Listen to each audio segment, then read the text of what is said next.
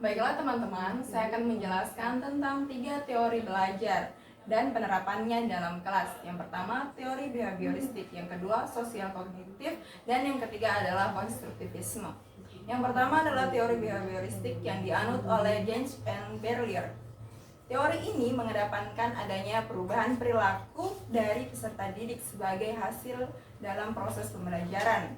Terjadinya perubahan perilaku tersebut disebabkan oleh adanya interaksi antara stimulus dan respon yang disebabkan oleh lingkungan sekitarnya. Tingkah laku tersebut dapat dikendalikan oleh dua hal, yakni ganjaran, dia itu berupa perilaku negatif, dan reward berupa perilaku positif. Penerapannya di dalam kelas, guru memberikan atau membentuk perilaku berupa disiplin dan siap belajar, di mana peserta didik diberikan stimulus, contohnya seperti apersepsi. Apersepsi itu diberikan kepada peserta didik sebelum melakukan proses pembelajaran, sehingga peserta didik dapat mengingat pelajaran sebelumnya. Guru juga memberikan stimulus berupa media pembelajaran yang akan dipelajari pada hari ini. Contohnya tentang gangguan dari sistem pernapasan, video-videonya akan ditampilkan dan siswa akan menjawab apakah yang gambaran umum yang kalian ketahui tentang video tersebut. Setelah itu, guru akan membentuk kelompok dan memberikan peserta didik untuk melakukan diskusi dan tanya jawab.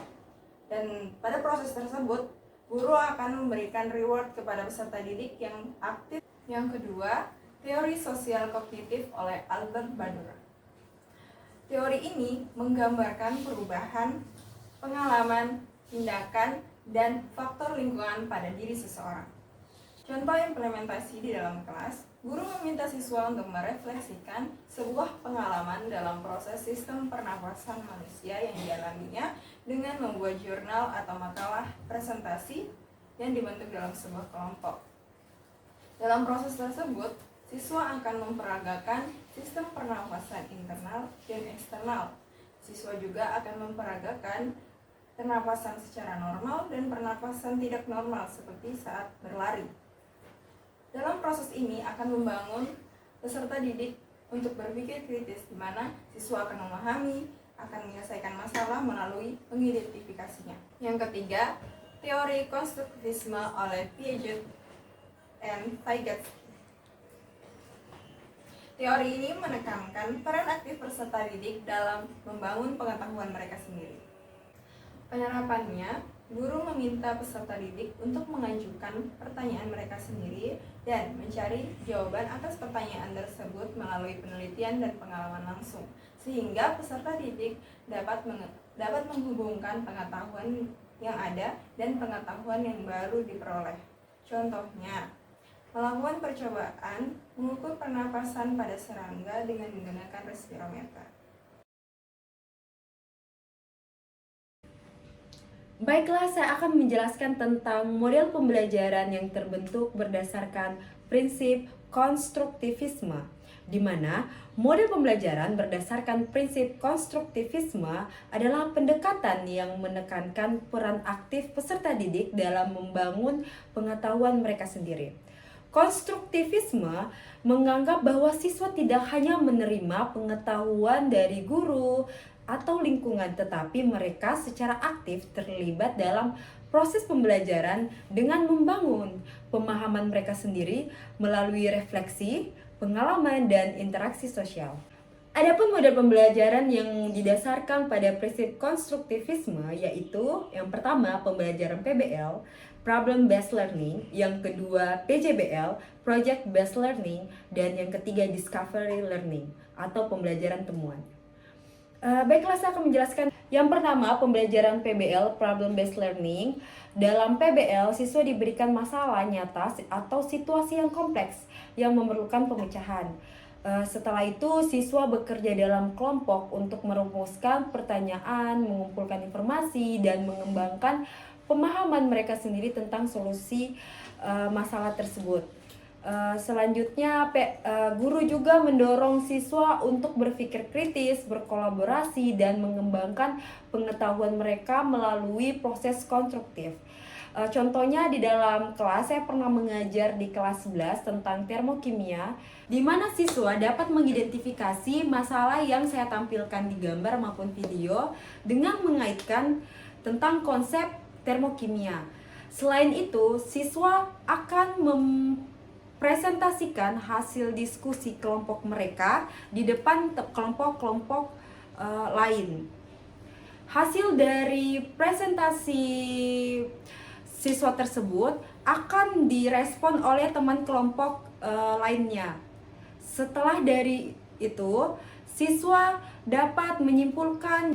Yang kedua, pembelajaran berbasis proyek atau biasa disebut dengan PJBL, Project Based Learning, di mana guru melibatkan siswa dalam proyek-proyek berbasis tugas atau tantangan yang mirip dengan pekerjaan di dunia nyata.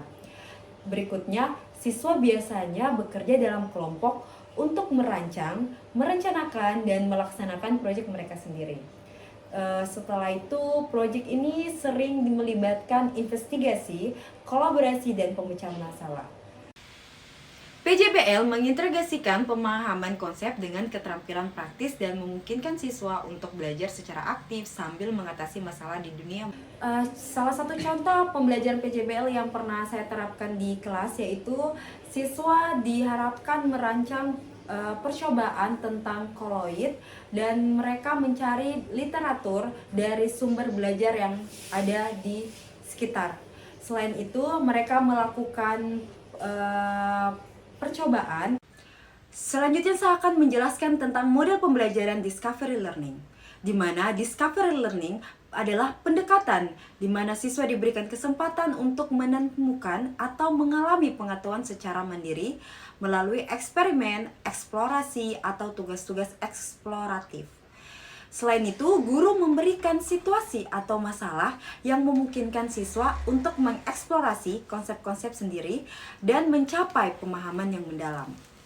Selanjutnya, discovery learning menekankan pada pemahaman yang mendalam daripada pengajaran berpusat pada guru yang memberikan pengetahuan secara langsung. Dari ketiga model pembelajaran tadi bertujuan untuk meningkatkan pemahaman, pemikiran kritis, dan kemampuan pemecahan masalah siswa melalui pembelajaran yang berpusat pada siswa tersebut.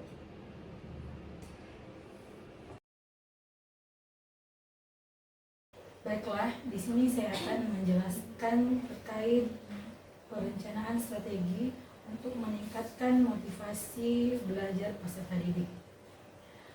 Salah satu contoh kasus yang pernah saya dapati pada proses pembelajaran ialah Nanda yang berumur 8 tahun memiliki minat belajar yang rendah dan kurang konsentrasi dalam proses pembelajaran. Pun strategi yang dilakukan yang pertama ialah pendekatan. Pendekatan secara personal kepada peserta didik ini bertujuan untuk mengetahui apa minat dan apa hal yang disukai dari peserta didik tersebut. Yang kedua adalah menciptakan suasana belajar yang menarik. Ini bertujuan untuk menarik konsentrasi peserta didik agar fokus ke dalam proses pembelajaran. Yang ketiga, memberikan apresiasi atau dukungan kepada peserta didik. Apresiasi diberikan ketika peserta didik mengalami peningkatan dalam proses pembelajaran, dan dukungan diberikan ketika peserta didik belum mengalami peningkatan dalam proses pembelajaran. Yang keempat adalah melibatkan peserta didik secara aktif dalam proses pembelajaran.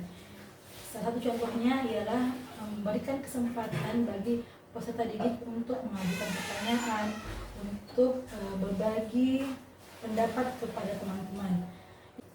Yang kelima adalah melibatkan orang tua dalam proses pendidikan. Dalam hal ini, terus melakukan komunikasi terkait perkembangan yang terjadi pada peserta didik dan apa yang perlu diperhatikan oleh peserta didik tersebut. Itulah tadi pemaparan hasil diskusi kelompok 7 kelas IPA 7. Mohon maaf jika ada salah kata. Kita menunggu komentar dari teman-teman. Terima kasih. Assalamualaikum warahmatullahi wabarakatuh.